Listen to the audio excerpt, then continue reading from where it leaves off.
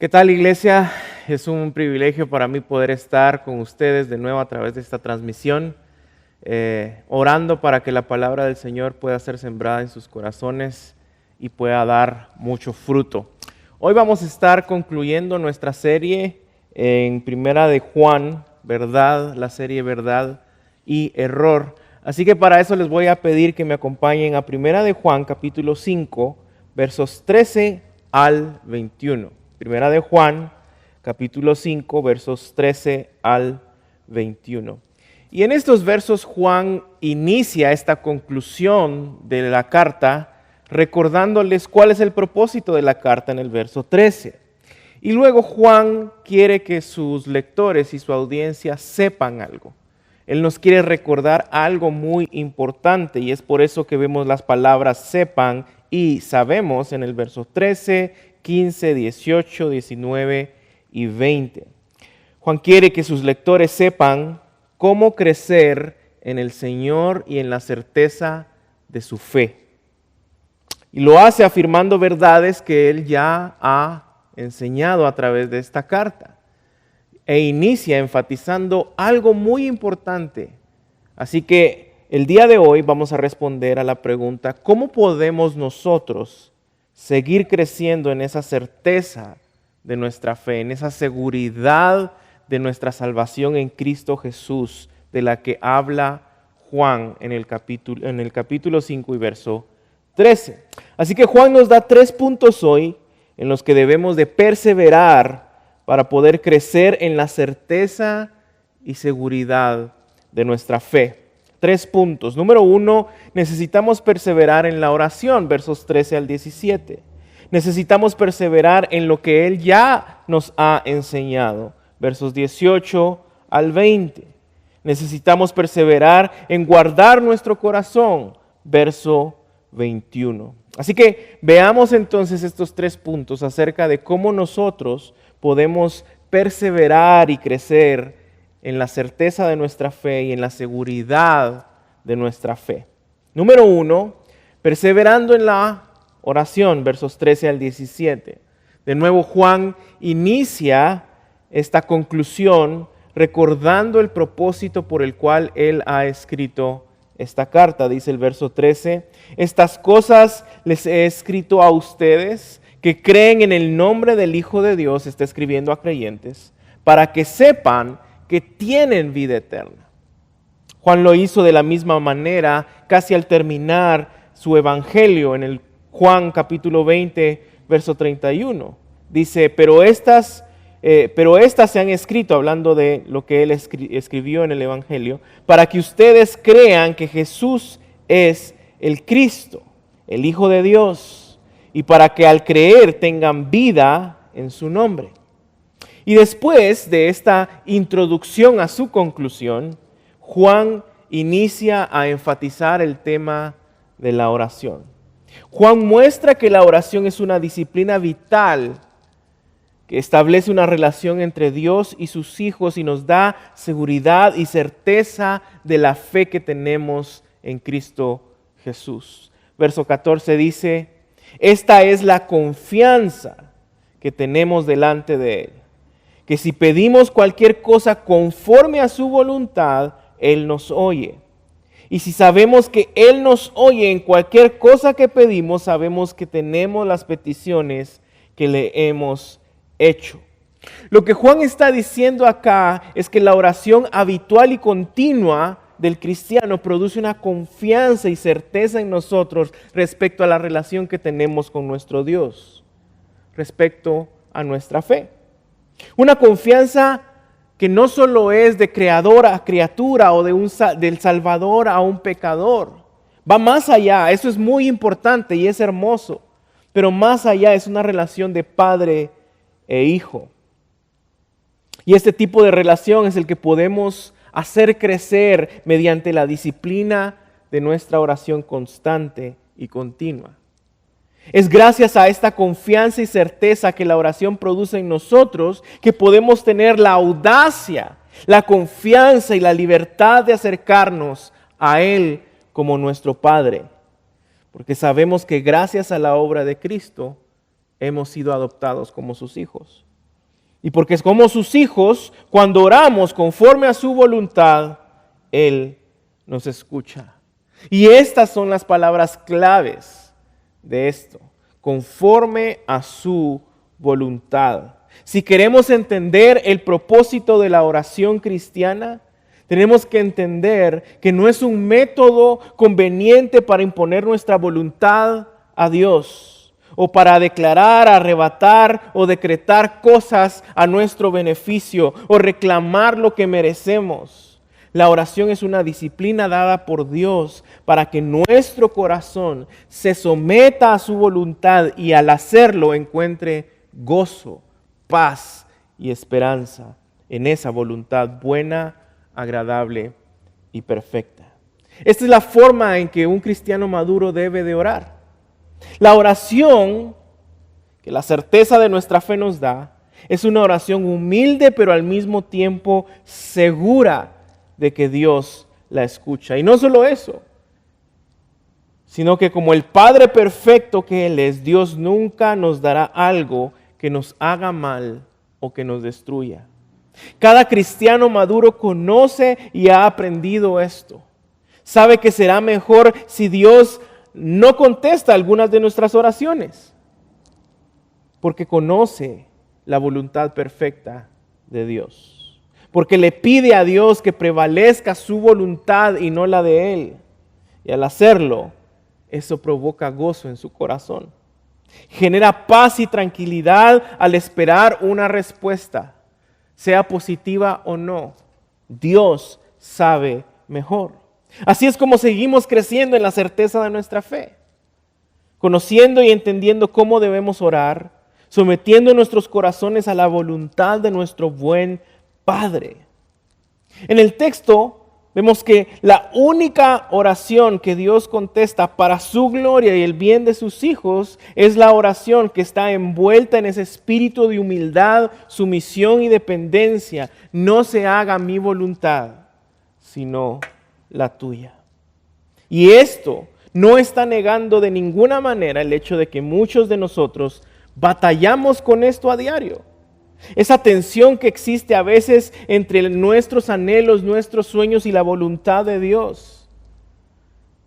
Y hoy les digo, queridos hermanos, iglesia, si queremos conocer la bienaventuranza de la vida cristiana, oremos a cada momento para que nuestra voluntad se doble ante la voluntad buena y perfecta de nuestro buen Padre. Y así podamos descubrir su voluntad y que ella sea todo lo que nuestra alma anhele y necesite. Porque Dios no tiene cosas malas para sus hijos. Él es un buen Padre. Jesús lo afirmó. Acompáñenme a Mateo 7, capítulo 7, verso 9. ¿O qué hombre hay entre ustedes que si su hijo le pide pan le dará una piedra? ¿O si le pide un pescado le dará una serpiente? Pues si ustedes siendo malos saben dar buenas dádivas a sus hijos, ¿cuánto más su Padre que está en los cielos dará cosas buenas a quienes se lo piden? También Juan capítulo 15 verso 7 dice: si permanecen en mí, dice Jesús, y mis palabras permanecen en ustedes, pidan lo que quieran y les será hecho. Y de nuevo la palabra clave acá es su voluntad, porque su voluntad es mejor, porque su voluntad produce paz a un cristiano maduro, sabiendo de que nuestro buen Padre nos da las cosas que son mejor para nosotros y para su gloria. ¿Ven la certeza que esto trae al corazón de los que han corrido a Cristo para salvación? Cuando oremos que nuestra voluntad se rinda ante la de nuestro Señor y que podamos entenderla de una mejor manera cada vez más. Oremos para que se haga su voluntad y que eso sea un gozo y descanso para nuestra alma. Luego vemos que Juan en versos 16 y 17 desarrolla este tema y lo hace a través de un caso práctico que puede ser un poco confuso, pero acompáñenme por favor. Es el caso práctico de un hermano que se está alejando, de un hermano que está cayendo en pecado. Ojo con la palabra, es un hermano en la fe. Y dice el verso 16, Si alguien ve a su hermano cometiendo un pecado que no lleva a la muerte, pedirá. Y aquí vemos la conexión con versos 13 y 15. Orar y pedir que se haga la voluntad de Dios. Pedirá y por él Dios dará vida a los que cometen pecado que no lleva a la muerte. Hay un pecado que lleva a la muerte. Yo no digo que se deba pedir por ese. Toda injusticia es pecado, pero hay pecado que no lleva a la muerte. Ahora, este pasaje puede ser un poco complicado de leer a la primera y de hecho se ha creado mucho debate respecto al tema de estos versos, pero acompáñenme y veamos cómo Juan está exponiendo este texto. Lo primero que tenemos que ver es que hay un hermano que está en pecado. Lo primero que debemos de hacer es orar. De nuevo, el énfasis que está haciendo Juan es oren por este hermano que está en pecado. Pero si somos honestos, cuando nosotros vemos a alguien en pecado, a un hermano en pecado, probablemente lo último que hacemos es orar.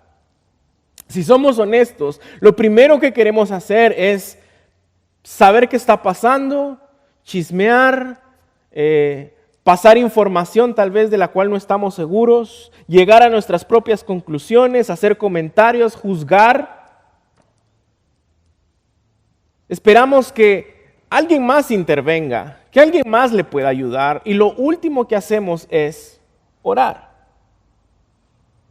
Es en lo último que pensamos, en doblar nuestras rodillas y rogar e interceder por nuestros hermanos que están luchando con el pecado. Y Juan nos ha recordado en esta carta que el verdadero creyente está llamado a amar y velar por el prójimo. Y una de esas formas, como lo vemos hoy, es orando cuando ellos están luchando con el pecado. Y lo segundo que vemos es que Juan habla sobre el pecado que lleva y no lleva a la muerte. Y de nuevo, de este texto se han sacado muchas implicaciones equivocadas, hay muchas interpretaciones que difieren respecto a lo que creo yo que Juan está diciendo. Yo creo que Juan está hablando, al hablar de la muerte espiritual, de condenación. Pero veamos qué es lo que el contexto del texto nos aclara respecto a al pecado que lleva a la muerte y al que no lleva a la muerte. Primero, el pecado que no lleva a la muerte. Creo que son los pecados por los cuales un cristiano puede pedir arrepentirse y por la gracia de Dios ser perdonado. John Piper dice lo siguiente: cualquier pecado que cometamos, está definiendo el pecado que no lleva a la muerte, del cual por la gracia de Dios podamos ser capaces de confesarlo y arrepentirnos. Ahora, llegar a esta conclusión es fácil si tomamos el contexto del texto, de la carta incluso y de algunos pasajes en el resto de la Biblia. Veamos el contexto del texto, verso 13 de nuevo. Él está afirmando cuál es el propósito por el cual escribió esta carta. Y así es como inicia esta conclusión. Estas cosas les he escrito a ustedes que creen en el nombre del Hijo de Dios para que sepan que tienen vida eterna. Juan cierra su carta y abre esta conclusión afirmando de nuevo que el propósito de escribirles es para recordarles que todo el que está en Cristo tiene vida eterna. Él está asegurando la salvación del verdadero creyente. En el contexto de la carta, primera de Juan 1:9, dice: si confesamos nuestros pecados, Él es fiel y justo para perdonarlos, para limpiarnos de toda maldad. Si confesamos, Él es fiel, nos perdona, nos limpia, no de alguna maldad, no de algunos pecados, de todos nuestros pecados. Primera de Juan 2, verso 1, hijitos míos, les escribo estas cosas para que no pequen. Y si alguien peca, reconociendo que el cristiano puede pecar, tenemos abogado para con el Padre, Jesucristo el justo. Él mismo es la propiciación por nuestros pecados. Si pecamos, tenemos un abogado, Cristo Jesús. Gracias a su obra propiciatoria, nos ha otorgado a quienes estamos en el perdón. Y como afirma Juan al inicio de esta conclusión, vida eterna. Pablo lo afirma también en Romanos, capítulo 8, uno de los capítulos favoritos para mí en la Biblia. Por lo tanto, inicia diciendo en el verso 1, ahora no hay condenación para los que están en Cristo Jesús. Los que no andan conforme a la carne, sino conforme al Espíritu. Porque la ley del Espíritu de vida en Cristo Jesús te ha libertado de la ley del pecado y de la muerte. Para quienes estamos en Cristo no hay condenación porque no vivimos en la carne, sino vivimos en el Espíritu. Un verdadero cristiano va a pecar, pero no vive en pecado, no practica el pecado. Él vive conforme al Espíritu, pero al vivir aún en un mundo caído, con un corazón que aún no ha sido glorificado, vamos a seguir pecando. Pero no anhelamos, no vivimos ni practicamos el pecado. Es el Espíritu de Dios en la vida del cristiano quien lo mueve a un verdadero arrepentimiento, a confesión de pecados y por ende no puede haber condenación porque Cristo ya pagó el precio. Así inicia Romanos 8, pero vean cómo termina Romanos 8, el inicio y el fin. Romanos 8:38. Porque estoy convencido que ni la muerte, ni la vida, ni ángeles, principados, ni lo presente, ni lo porvenir, ni los poderes, ni lo alto, ni lo profundo, ni ninguna otra cosa creada nos podrán separar del amor de Dios que es en Cristo Jesús nuestro Señor. Esta es la seguridad y certeza de nuestra fe, de la que está hablando Juan en el verso 13. Nada puede separarnos del amor de Dios en Cristo Jesús. Tenemos vida eterna en Cristo Jesús. Ese es el pecado que no lleva a muerte. Pecados que un cristiano va a cometer al estar en un mundo caído y al no ser todavía glorificado, al estar luchando en su santificación, pero que no lleva a muerte, no hay condenación. ¿Por qué? Porque estamos en Cristo. Por eso Juan abre con el propósito de esta carta recordándoles que en Cristo Jesús tienen vida eterna. Pero entonces, ¿cuál es el pecado que sí lleva a la muerte? Si tomamos en cuenta lo que entendemos de cuál es el pecado que no lleva a la muerte, creo que es fácil de alguna manera deducir cuál es el pecado que sí lleva a la muerte. No está hablando de un pecado en particular. Está hablando de quienes no se arrepienten y viven en pecado. O de alguna manera también de quienes aparentan un arrepentimiento, pero siguen viviendo en pecado. Romanos capítulo 6, verso 23, en la primera parte dice, porque la paga del pecado es muerte. Efesios capítulo 2, verso 1, Él les dio vida a ustedes que estaban muertos en sus delitos y pecados. Muerte otra vez a causa del pecado. Santiago capítulo 1, verso 15. Después, cuando la pasión ha concebido, da a luz el pecado. Y cuando el pecado es consumado, engendra muerte. Él está hablando de que si no estamos en Cristo y llenos del Espíritu Santo, el arrepentimiento y la confesión verdadera son imposibles y por ende hay muerte. No puede haber vida. Jesús mismo lo afirmó, Mateo capítulo 12, verso 31. Por eso les digo que todo pecado y blasfemia será perdonado a los hombres, pero la blasfemia en contra del Espíritu Santo no será perdonada. Quien no tiene el Espíritu Santo en su corazón no puede ser llevado a arrepentimiento. El Espíritu Santo es el único que nos puede llevar a arrepentirnos de nuestros pecados. Por eso la blasfemia en contra del Espíritu lleva a la muerte. Es el pecado imperdonable. ¿Por qué? Porque no puede haber confesión. Porque no hay arrepentimiento. En la carta hemos visto que Juan está mostrando esta moneda que tiene dos lados. Por un lado sabemos que un verdadero cristiano no vive en pecado. Capítulo 3, verso 9. No practica el pecado. Y por otro lado sabemos que un cristiano nunca dejará de pecar. Capítulo 1, verso 7. Si decimos que no tenemos pecado, hacemos a Dios mentiroso. Y esa es la tensión que vemos en estos versos 16 y 17. Esa es la moneda que Juan está tratando de hacer práctico en el caso de este hermano que está pecando. Por eso que es que el propósito de la carta, de nuevo, es enfatizar que solo al estar en Cristo y viviendo bajo el poder y la victoria del Espíritu Santo de Dios, podemos tener vida eterna. Así que déjenme leer de nuevo versos 16 y 17. Si alguien ve a su hermano cometiendo un pecado que no lleva a la muerte, estos son los cristianos que pecan, pero al estar en Cristo pueden ser perdonados, porque hay una confesión y un arrepentimiento verdadero. Yo, pediremos a Dios, oraremos a Dios, por quien está orando, Dios dará vida a los que cometen pecado que no lleva a muerte.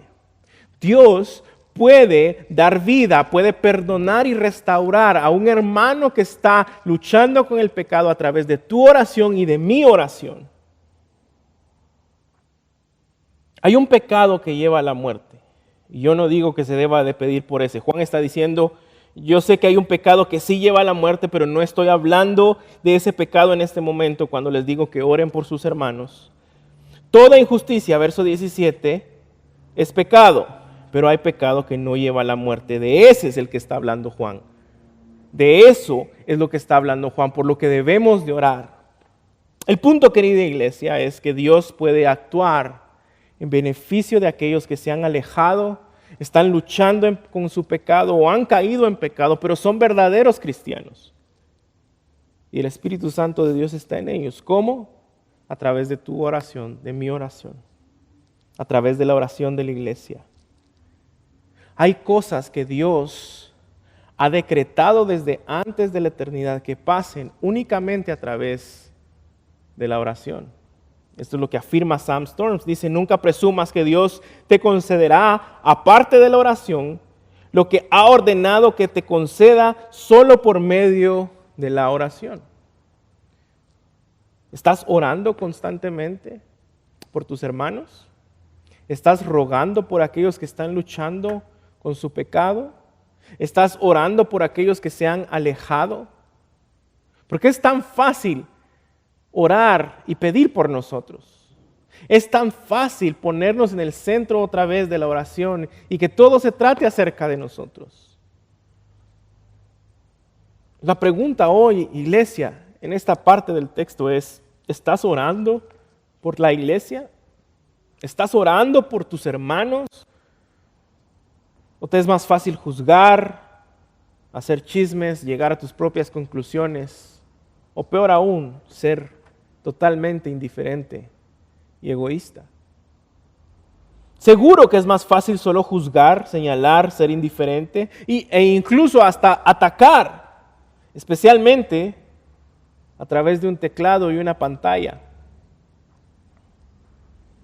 Eso es mucho más fácil que orar pidiéndole a Dios que actúe, que salve, que tenga misericordia. Señor, restaura, salva, convence de pecado. Señor, permite arrepentimiento, permíteles que crean en ese evangelio que conocen, que confíen en ese evangelio de nuevo. Dios puede contestar. Dios quiere contestar esa oración. Dios se complace en restaurar, en salvar, en mostrar su misericordia para su gloria. Cuando nosotros oramos a través de la gracia y por el poder del Espíritu Santo, algo maravilloso pasa en nuestra propia alma, en nuestra propia vida. Somos refrescados por esa oración. Nuestro corazón egoísta y envidioso será poco a poco quebrantado para ser más como el de Cristo. Y es así como crecemos en la certeza de nuestra fe, perseverando en la oración. Iglesia, estás orando. Está bien que pidamos conforme a su voluntad, pero ¿estás orando por tus hermanos? ¿Estás orando por quienes tienes en tu comunidad? Porque especialmente en el texto vemos por quienes están luchando con su pecado. Lutero dice, ser un cristiano sin oración no es más posible que estar vivo sin poder respirar. Iglesia, la oración es el enlace entre la certeza y la perseverancia. Esta es la primera manera de cómo podemos crecer en la certeza y seguridad de nuestra fe día a día. La segunda es perseverar en lo que ya se nos ha enseñado, versos 18 y 20. En estos versos hay tres cosas que Juan quiere volver a enfatizar de algo que ya les enseñó. Juan por eso usa en los tres versos la palabra sabemos, sabemos, sabemos al inicio de cada uno. Juan quiere recordar que estas tres cosas les ayudarán a crecer, a perseverar en la certeza de su fe en el día a día. Lo primero en esta sección que él recuerda es que tenemos victoria. Verso 18. Sabemos que todo el que ha nacido de Dios no peca, sino que aquel que nació de Dios lo guarda y el maligno no lo toca. Sabemos que somos de Dios y que el mundo entero está bajo el poder del maligno. Recuerden, estén seguros y con certeza de que tienen la victoria sobre el enemigo. Esto ya se los había enseñado en el capítulo 3. Lean conmigo capítulo 3, verso 9.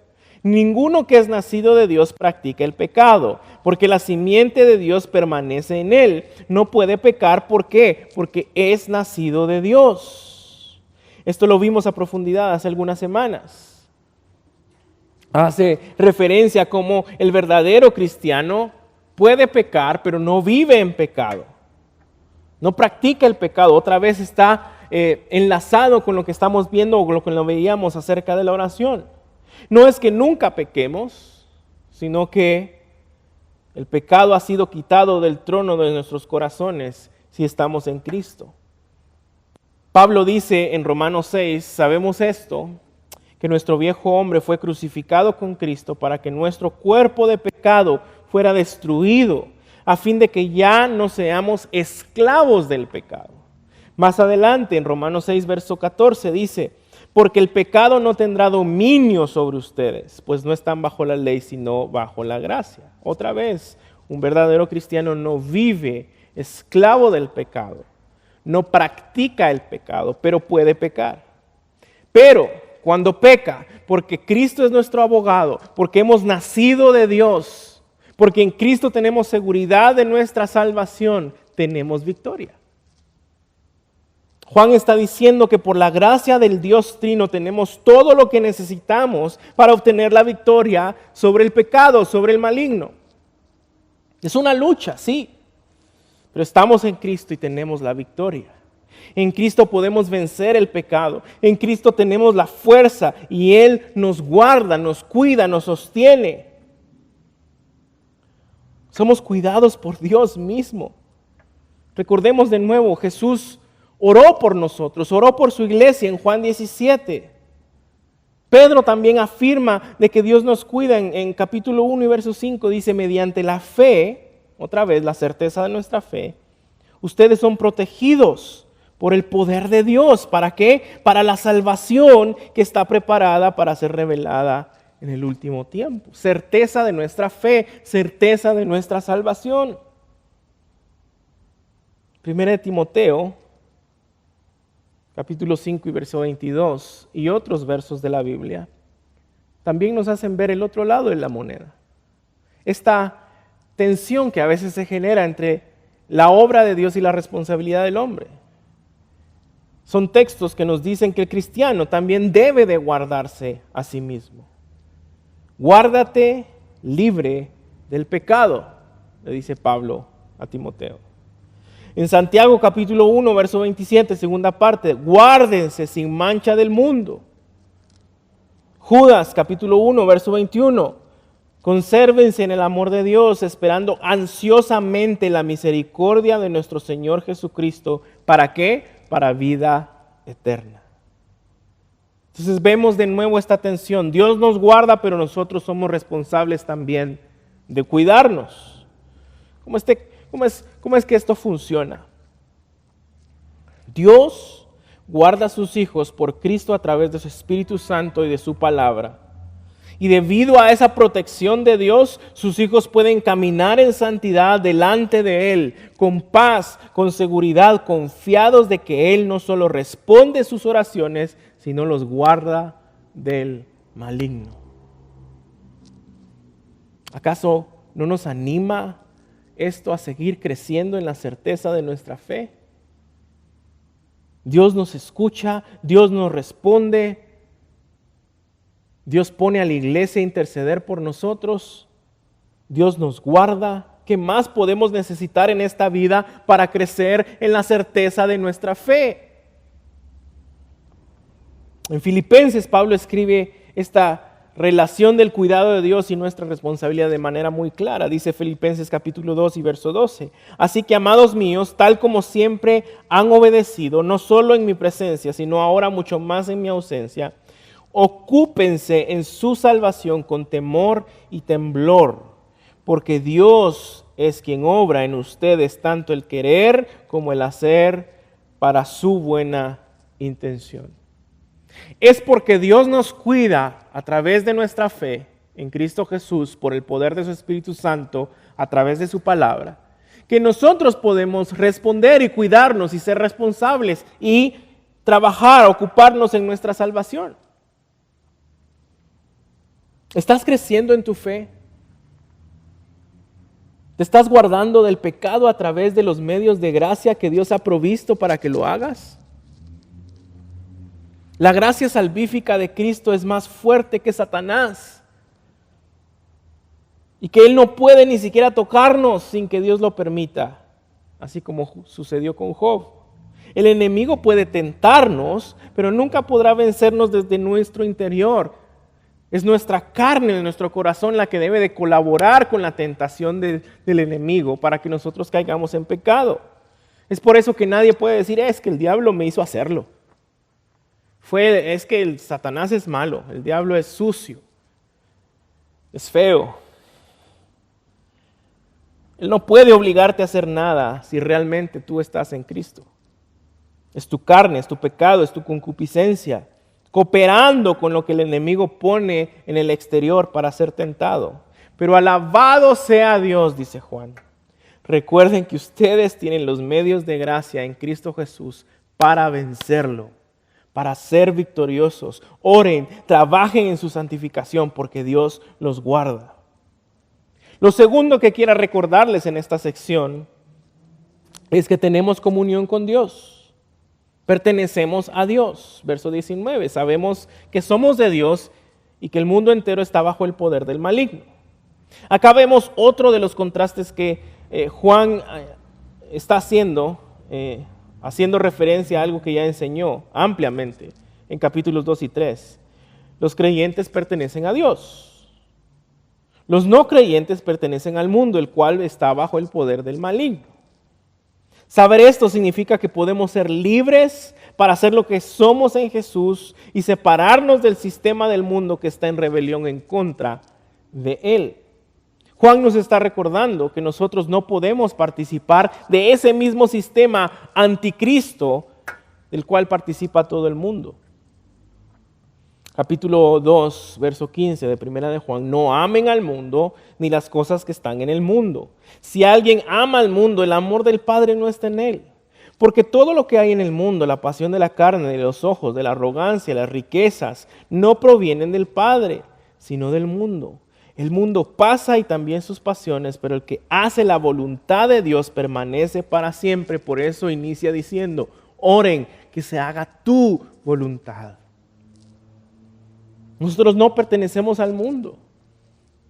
No pertenecemos a una filosofía, a un partido político, a una ideología. Pertenecemos a Dios. Tenemos un nuevo Padre, Dios, un nuevo Señor en Cristo, un nuevo guía y guarda, su Espíritu Santo, un nuevo estándar, su palabra, un único y nuevo propósito, su gloria, una nueva y única misión, hacer discípulos. ¿Estás haciendo discípulos? ¿Estás orando por otros? Tenemos un nuevo mandamiento, amarlo con todo lo que somos y amar a nuestro prójimo. La iglesia del Señor es el cumplimiento de la promesa hecha a Abraham en el pacto. Tú serás mi pueblo y yo seré tu Dios. Pertenecemos a Él, somos de Él. Por eso podemos cantar con gozo. Yo canto en la victoria de Jesús. Tuyo soy por siempre, mío eres Jesús. Somos de Dios, pertenecemos a Dios y por Cristo estamos en una relación de pacto con Él para siempre. Esa es la certeza de nuestra fe. Y si somos verdaderos creyentes, debemos de vivir acorde a lo que somos. Somos hijos de Dios, obedientes al Padre, no obedientes al mundo.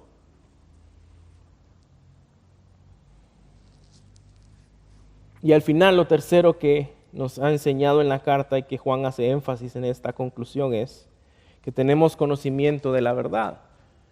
Sabemos quién es la verdad, sabemos cuál es la verdad, verso 20. Y sabemos que el Hijo de Dios ha venido y nos ha dado entendimiento a fin de que conozcamos a aquel que es verdadero.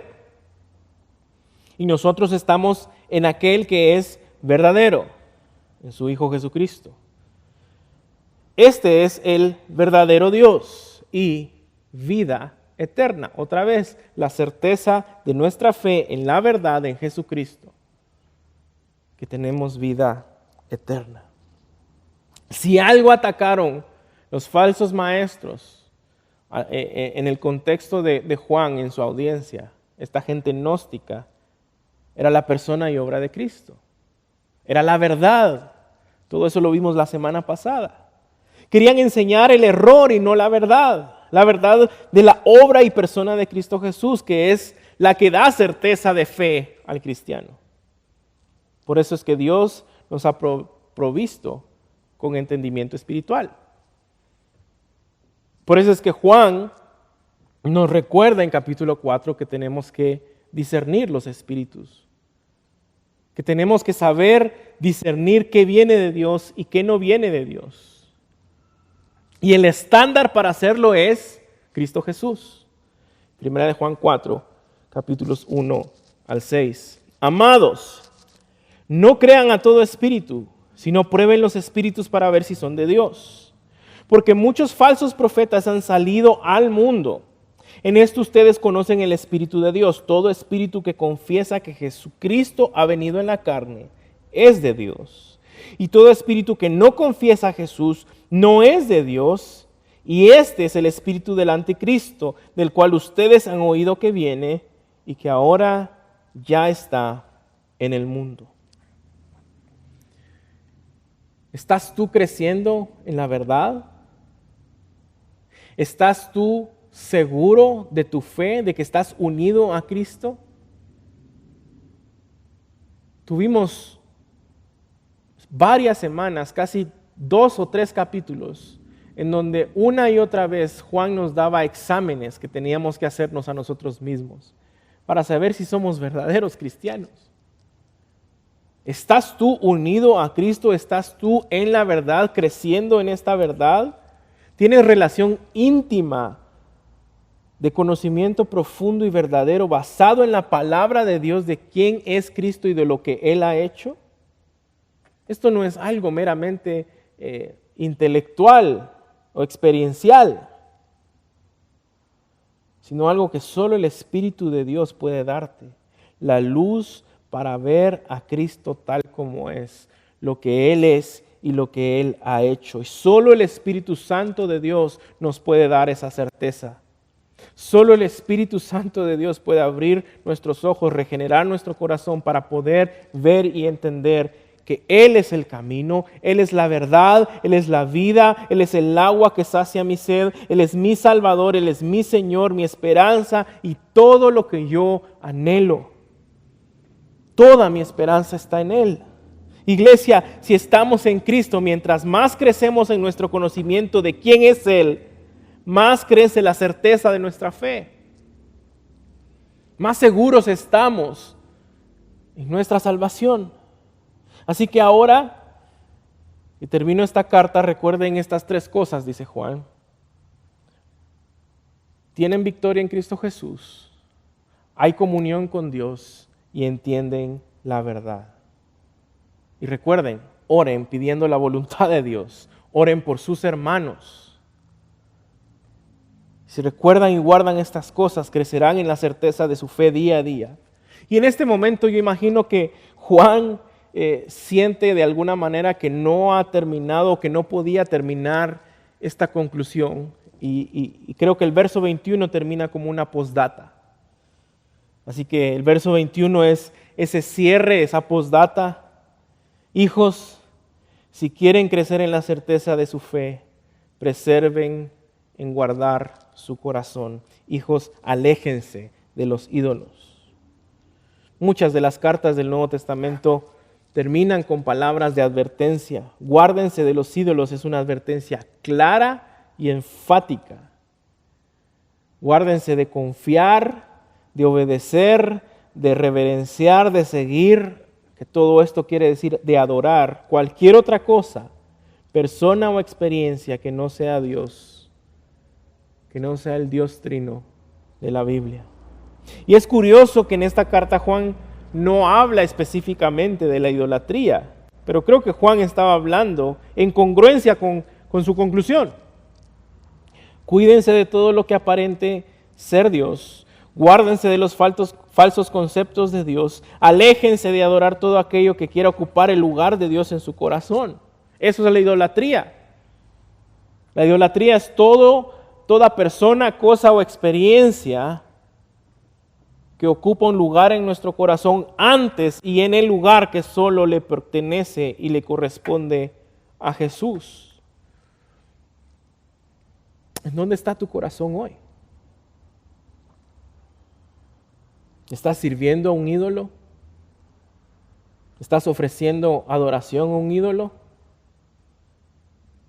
¿Estás ofreciendo sacrificios a un ídolo? Y como siempre lo hemos dicho, un ídolo no necesariamente es algo malo. Es cualquier cosa, experiencia o persona que es más digno de adoración que Jesús. Y por definición en la Biblia eso no existe. Es cualquier cosa, experiencia o persona que tú estás poniendo en el lugar que solo le corresponde a Jesús. Tu relación con algo o con alguien en específico, amigos, novios, familia, mascotas, hijos, tu trabajo, tus hobbies, tus pertenencias, tu ministerio, tus dones, tus talentos, o tú mismo. Tu apariencia, tu propia justicia, tus ideales, tu orgullo, tu placer, tu opinión. Y esto fue lo que en Génesis 3 llevó a la caída. El hombre creyó, opinó que él podía dar una mejor respuesta que Dios. El hombre pensó que él podía ser mejor Dios. El hombre se convirtió en su propio Dios. Tus convicciones políticas, filosóficas, todo lo que podamos poner antes y en el lugar que solo le corresponde a Cristo y que al final demandará de nosotros sacrificios como un Dios funcional. El ídolo va a demandar de ti sangre. Y la certeza de nuestra fe nos afirma que el único sacrificio válido que derramó sangre para la redención de sus hijos y el gozo y vida eterna de sus hijos es el de Cristo Jesús. Por eso es que Él es digno de adoración. Por eso mismo Juan termina en Apocalipsis diciendo, Él es digno porque Él es el Cordero inmolado. Él fue el único digno que se encontró para abrir los sellos. A Él sea toda la gloria, la honra, la alabanza por los siglos de los siglos. Hijos, guárdense de los ídolos. Iglesia, si queremos y anhelamos crecer en la seguridad y certeza de nuestra fe cada día, lo cual en sí mismo es un fruto de un verdadero cristiano, el querer anhelarlo, el buscarlo, perseveren en la oración, recuerden y perseveren en las verdades que hemos aprendido a través de esta carta. Tenemos victoria en Cristo, tenemos comunión con Dios, conocemos la verdad. Y guárdense de los ídolos. Perseveren en guardar su corazón. Guárdense de caer y vivir creyendo en cualquier enseñanza que se oponga a la verdad de la palabra de Dios, a la verdad de la persona y la obra de Cristo. Guárdense del error y vivan en la verdad.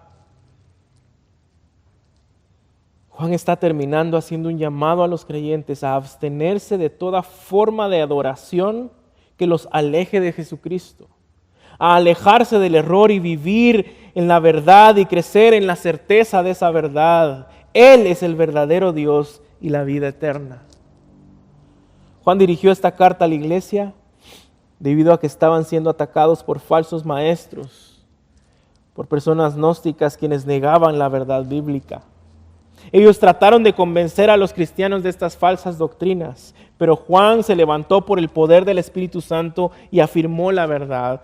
Él es el verdadero Dios, Él es la vida eterna, y quienes estamos unidos a Él a través de Cristo Jesús tenemos vida eterna, tenemos certeza de nuestra fe.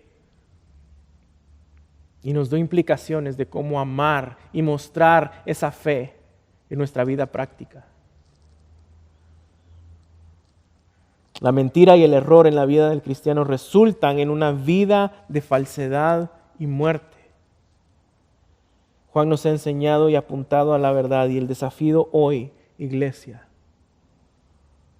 es vivir y apuntar a esa verdad, viviendo como Jesús vivió, amando como Dios amó y experimentando la comunión con Dios y con los demás creyentes a través del amor de Dios expresado en la oración por otros, en el servicio a otros, en el amor a otros, apartándonos de los ídolos, que significan dar adoración únicamente a Él y participando de nuestra santificación día a día. Y eso, iglesia, es crecer en la certeza de nuestra fe.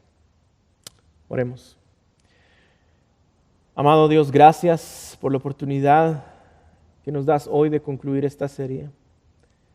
Gracias porque sé que muchos salimos retados, confrontados, pero sé, Señor, que muchos también salimos seguros, en paz,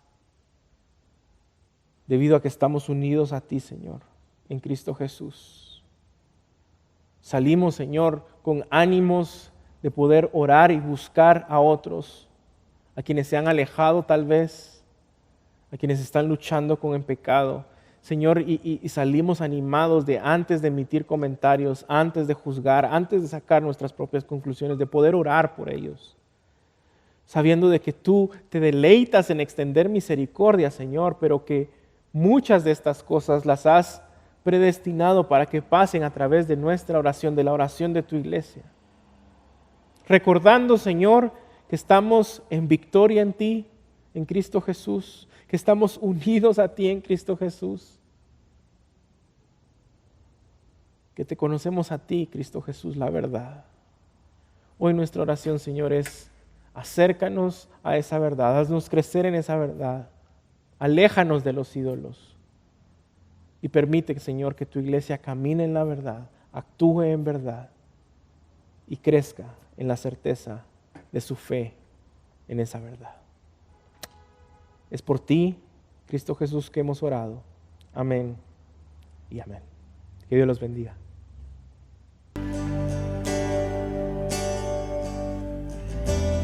En ti confiaré, en tu promesa sigue en pie, tú eres fiel. Confiado andaré, en tus manos estaré, tú eres fiel. En ti confiaré, tu promesa sigue en pie, tú eres fiel. Confiado andaré, en tus manos estaré, siempre has sido fiel.